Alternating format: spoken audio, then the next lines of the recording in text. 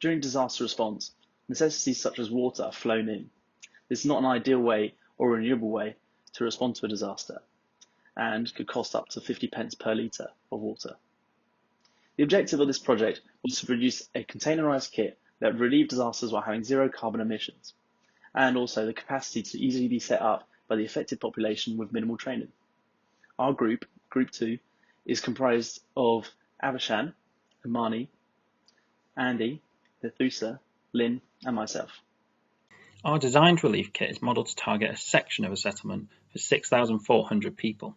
This equates to a size of around 60,000 square metres, but to give you a better idea of this size, this circle shows it compared to our very own Stag Hill campus. So, the model to my right gives a general view of how our kit is distributed within a settlement. It consists of a water treatment unit, toilet and wastewater devices, communication systems, a power supply, as well as a few other subsystems for security, distribution and packing. Now, in order to start to explain the operations of this kit, we shall first start with the water purification unit, which will be explained further by Nithusa. Water is one of the most important things that need to be considered in a disaster.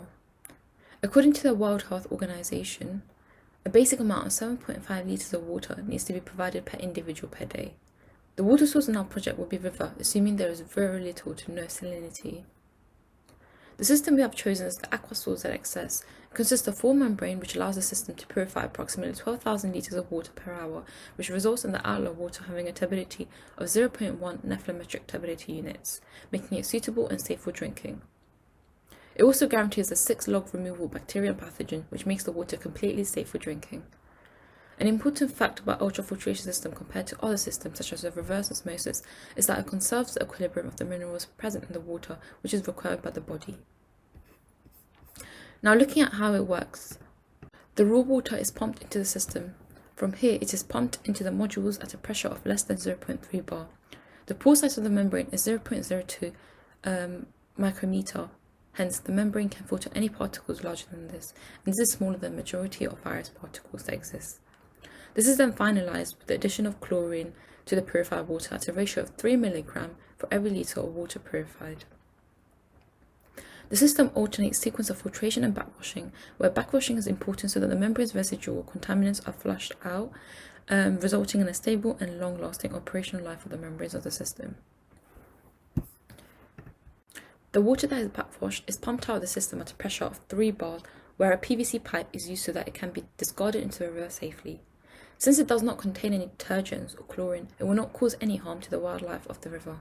With a method for purifying water finalized, we decided to include a water testing unit to guarantee clean water. And this will now be explained by Lynn. Thank you, Nithu. I will now present our chosen method of water quality monitor. This diagram shows how the water quality monitor works.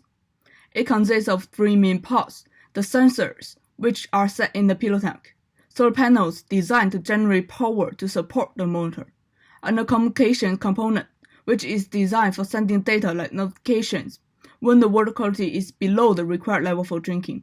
The reason for choosing this system is because it can meet the World Health Organization guideline for drinking water quality. The monitor allows for quick response due to the mobile network connectivity. The motor is reusable and does not generate any carbon emissions during the operation. That's all for the water quality monitor. I will now hand it over to Abishan to discuss how water will be distributed. Thank you, Lynn.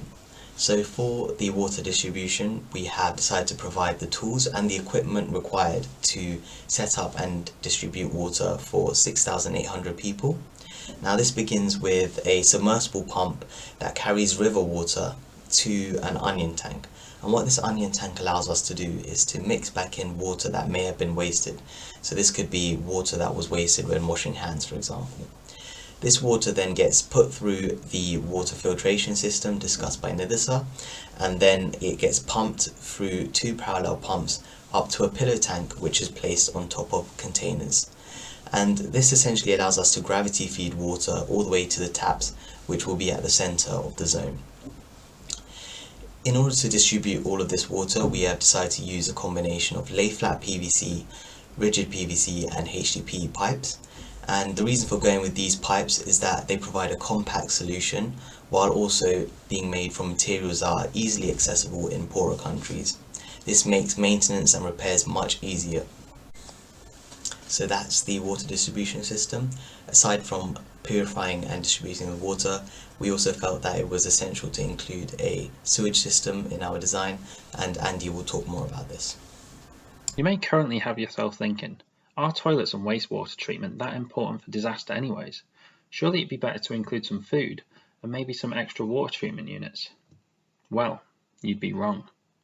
Disasters often cause serious damage, with floods often overstraining sewage systems, or the damage of hurricanes completely destroying toilets in areas, with Hurricane Harvey, for example, destroying 800 wastewater treatment facilities during its reign of terror. This has the consequence that people are forced to defecate openly in public, which may contaminate water sources, leading to disease, depression and disaster, 3 words none of us wanted to hear today. We aim to tackle this issue with the compost toilet. The main feature of such is the inclusion of a urine separation seat. This allows urine and feces to be collected separately, so that feces can be stored in a pit to eventually turn to compost, with the urine able to be used as fertilizer. The toilet box is made out of 6 panels, each laser cut from recycled wood with inserts for a sustainable approach with easy assembly and packing. And just like your classic Trotten desk from IKEA, you know this is going to be easy to assemble. Screw holes are also cut on the panels for additional strength when assembling. A hinge is used on one end of the box for the ability to open and close it for accessibility to the urine compartment. 2 separate toilet seats are combined to fulfill the urine separation.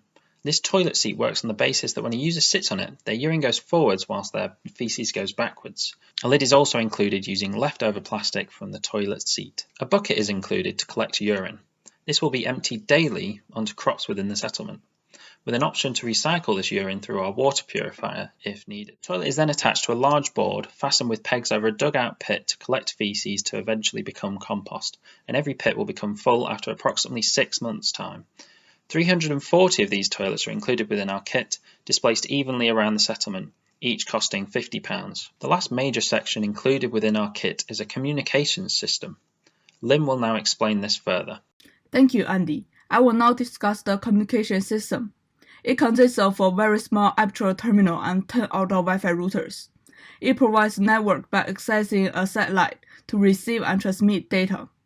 Workers can access the network by connecting their laptops with physical cables to the satellite modem within the VSAT. 10 outdoor Wi-Fi routers are also connected to the satellite modem, which can provide a wireless network. To conclude, the system can provide a reliable network for the workers and a wireless network for up to 2,500 devices. The reason for choosing this system is because the whole system is not limited to certain terrain and weather conditions, with limited standard reliability. It can be deployed quickly. It has a large bandwidth to support multiple sites without congestion, and no physical cables are needed to cover the whole area by mesh protocol. The whole communication system can be reused, and no carbon emissions or harmful substances are generated during the mission. Thank you for listening. Now I will hand it to Henry to illustrate the power section. To meet the sustainability requirements, the kit is powered using renewable energy. The system in the kit requires 64 kilowatt-hours of power per day to function. The power production system was designed in accordance. It uses foldable solar suitcases with integrated mounts and connection cables. This allows for multiple panels to be interconnected so that the system would be easy to set up fast and with minimal training. A series of 18 panels are connected through 6 series connections to a parallel circuit, creating a subarray capable of producing 3.6 kilowatts. The complete solar array is comprised of 108 panels in 6 subarrays covering an area of 275 square meters and producing 21.6 kilowatts. Each subarray is connected to an individual charger inverter and sub-battery bank. The output of these components are then directly connected to the other systems in the kit using distribution blocks. The entire system uses 384 meters of variable cable sizes, tailored for each part of the system. With a minimum standard amount of sunlight per day of 3.5 hours, equivalent to the average found in the UK, the system will be capable of producing at least 75.6 kilowatt hours per day. However, while accounting for losses throughout the system and the cables, The usable output is estimated to be 67.8 kilowatt hours per day, almost 4 kilowatts more than previously required. The battery bank is comprised of 36 lithium batteries that are sufficiently large to independently supply the system in low power mode for over 74 hours, or during normal power usage for almost 30 hours. These batteries, however, have a discharge rate of approximately 1 to 2% per month when kept in storage. The system then, however, is capable of being connected to the grid to allow these batteries to be recharged once every 6 months, or as a replacement to the solar array if needed. I'll now pass you on to Abishan to talk about how we can keep these components secure. Thank you, Henry. So for security of the container, we have decided to provide a combination of physical locks, security cameras, floodlights, and alarms, and these all work together to not only deter criminals, but also prevent access to the equipment. The floodlights themselves can be attached using mount poles to the outside of the container, giving a larger spread of light, and we have also provided earth anchors within the kit to secure the pipes to the ground, meaning they can't be easily taken. That's a rundown of the security. I will now hand it over to Imani to talk more about the mission timeline, but also how all of our sections fit into the containers themselves. So the plan is to have the containers already made and stored in warehouses around the world so they can be deployed right after the disaster and provide relief as soon as possible. The kit should arrive about 48 to 72 hours after the initial event, and the water system was designed so that it can be set up within the first few hours of arriving, because providing drinking water was a priority, unlike commissioning the pit latrines or communications. So after day one, the water system will be set up as shown in the picture, with the treatment inside the container and the distribution equipment outside. And then after the search and rescue efforts and providing medical aid and water are taken care of, the latrines can be set up no later than about day 4 or 5, so they can control disease spread and things like that, and also to maintain the dignity of the people in the settlement. And we calculated that each latrine should take no more than about 2.5 hours to dig.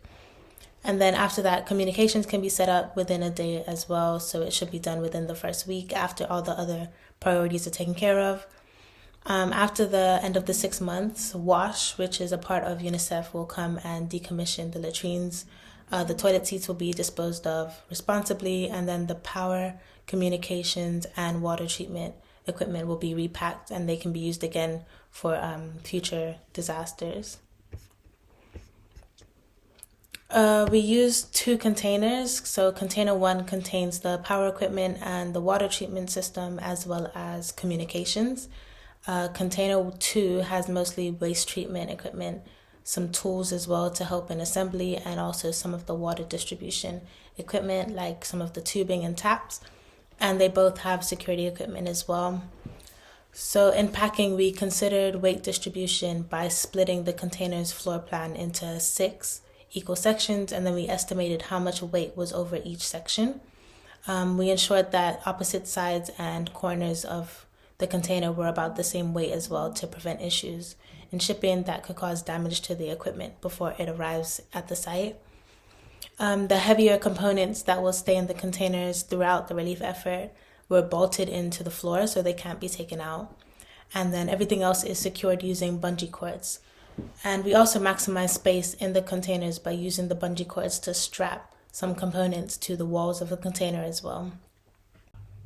And to conclude, our kit is able to provide emergency relief in the form of clean water, waste treatment, and communications for 6,800 people, and it does so within the standards set out by the UN.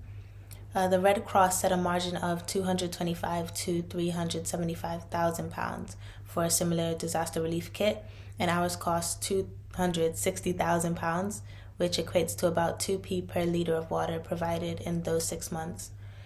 It's easily deployed, it's self-sufficient, and in terms of sustainability, it uses solar power and no fossil fuels, with no emissions and very little disposable equipment. So overall, we've met the specifications set out by the brief. Thanks for listening.